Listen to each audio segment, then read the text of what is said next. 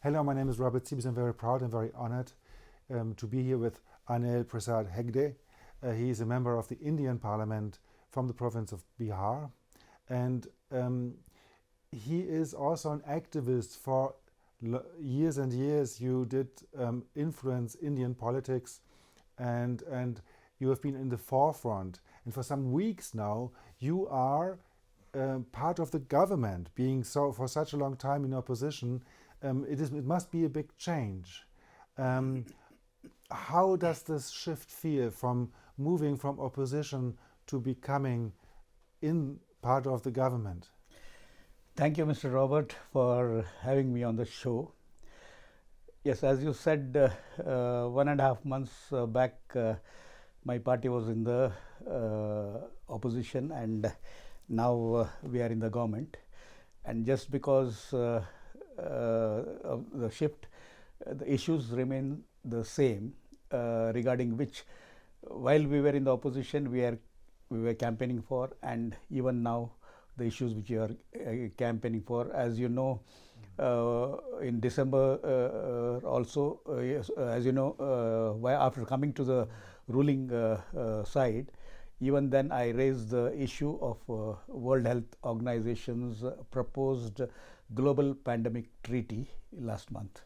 That is very important, and this is also how we met, because friends told me, Robert, you have to meet this man. He's one of the few who stands up and names the real issues. I mean, the issue of the so-called pandemic treaty is that it sermons, it fixes something which is already happening in a certain sense, is that you have part of the autonomy of the governments being concentrated to a supranational entity which is labeled World Health Organization.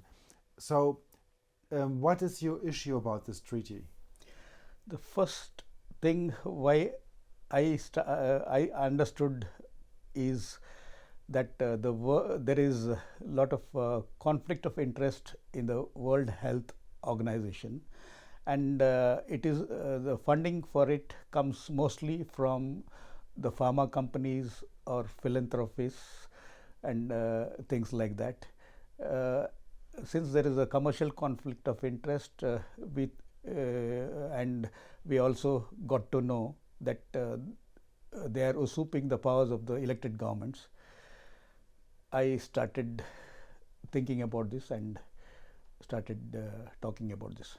That is, I mean, India is a special place because it's a continent, from our perspective, and there's so many cultures and languages, and it's also quite federal, as we say. Federal. The provinces are quite strong.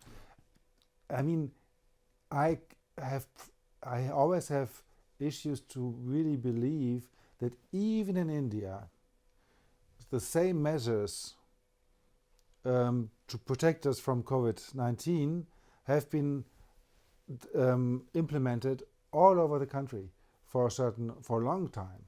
I just see this as an indication of a concentration of power. Whatever, even without being judgmental, have the measures been good? Have they been bad? I have my opinion about this, as you certainly know. But even if this is not the issue, even if the measures are considered being good, even then is the question, why was it possible that all over India the same measures have been implemented?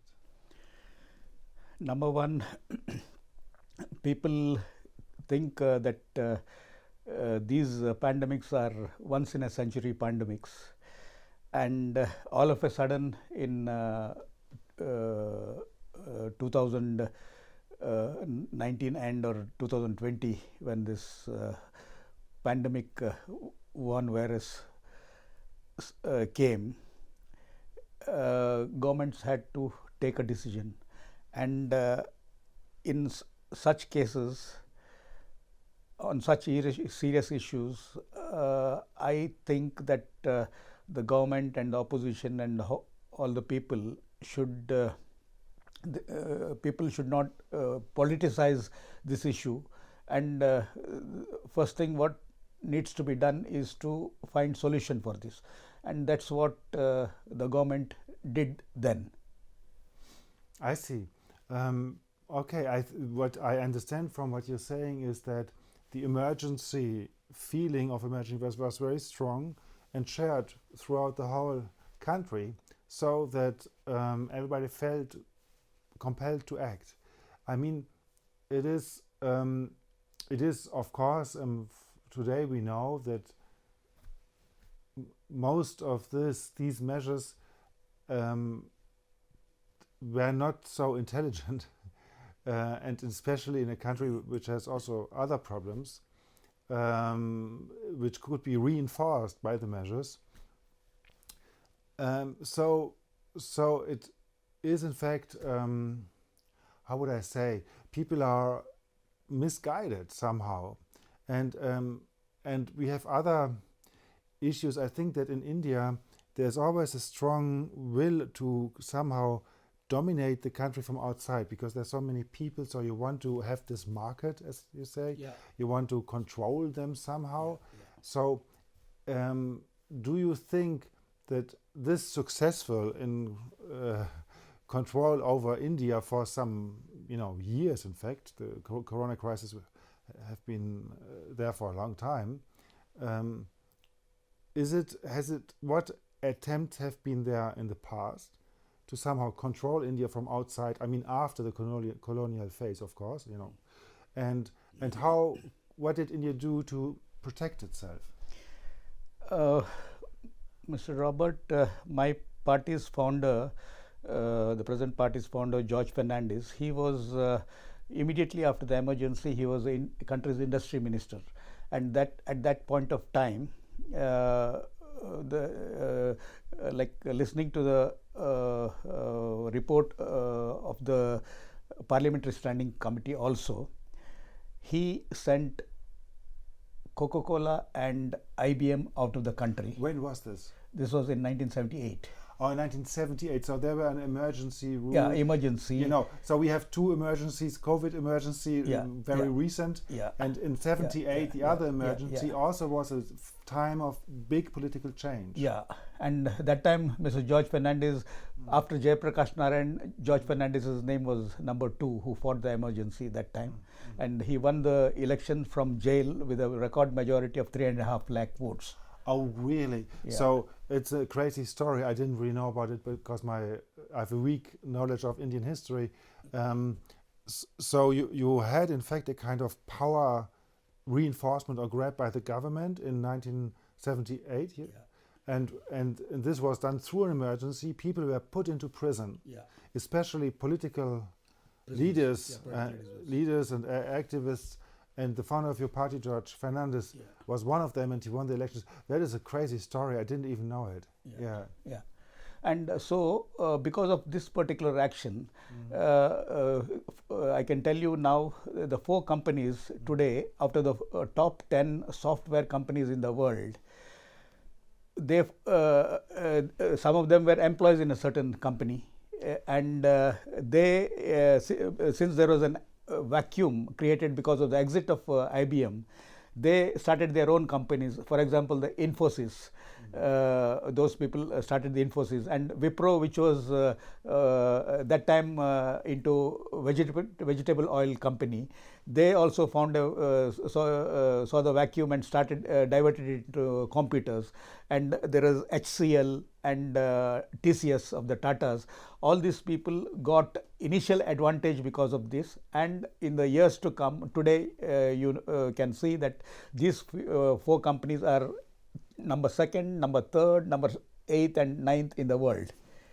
So we are talking about IT corporations, very huge corporations dominating the globe, and they could come out of India because the founder of your party said IBM should get out of our country, which is a strong decision, but I understand that at the time, especially in the end of the 70s and the beginning of the 80s, IBM has been the global leader, and you had the feeling it is a monopoly company.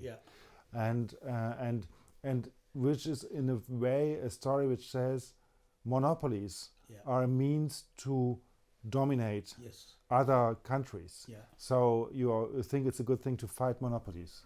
Yeah, of course, and we have been doing so. And the second thing was in the early 90s when there was this GATT treaty was to be signed. There was this Dunkel proposals, and at that point of time, the issue was the patenting of the seeds. And some multinational official thought that if we patent the seeds, the agriculture of the whole world can be controlled by that particular corporation. So they started doing that, and that was again my party leader started a campaign against this particular thing, and we continue to campaign against that. And in the years to come, one could make out when the BT cotton came to India. Initially they came stealthily, and later they became a monopoly, and they gave false misleading advertisements saying that they will get more yield, you don't have to use pesticides. Subsequently in 2011 we got to know that the native variety of seeds and the BT seeds, there was there's no yield difference, and they had to apply more pesticides than used to be, and plus there was a monopoly, and our native variety of seeds vanished. Oh, I see. Oh, that's a big issue too. Yeah. So the GATT treaty, you're saying, when was it, in the 90s? 1994 in Marrakesh, Morocco. It was signed on the 15th of April. And 94. This, in fact, was a kind of protection shield to the expansion of Monsanto seeds, which were gene modified. And I mean, I must emphasize one important thing. You had to buy the seeds from the company each year. Every year. Because the crop you were planting right. could not produce seeds which were fertile. Yes. So I say to myself, I mean, because of the war situation we have around Europe and in other areas of the planet, I said to myself, this is an incredible leverage over population. Yes. Imagine Monsanto says, oh, next year we don't sell you seeds, or it's 10 times the price, and you would have to, re-establish a whole system to feed yourself and to feed your animals. That's right. Yes. It's if you control the food of a country, you control the country.